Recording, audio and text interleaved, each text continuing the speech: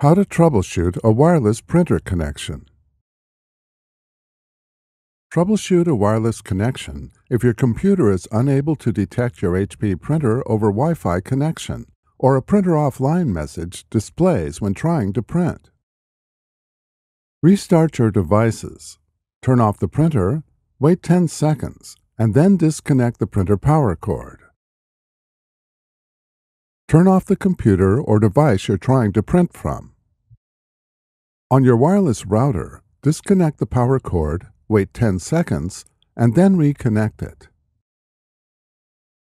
Reconnect the printer power cord and then turn on the printer. Turn on the computer and then connect the printer to your wireless network. For printers with a touchscreen control panel, go to the Wireless or Networking menu, the Setup menus, and then touch Restore Network Defaults or Restore Network Settings. If prompted, confirm resetting the printer. With the default network settings restored, go to the Wireless Setup wizard. Touch the name of your wireless network, enter the network password, and then touch Done. For printers with buttons only, connect using the WPS button on your router. Locate the WPS button on your router.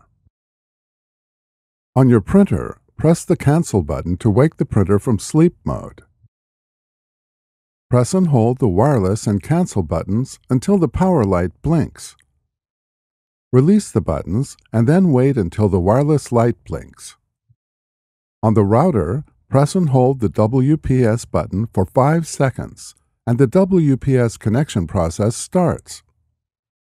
Print a network configuration page to confirm the network status.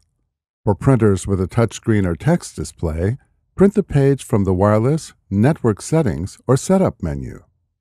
For printers with buttons only, press the Wireless and Information buttons at the same time, or press the Wireless and Start Copy Black buttons at the same time. Under General Information, a network status of Ready means you're connected. If the status is something different, use the information provided on the configuration page to assist you in resolving the issue.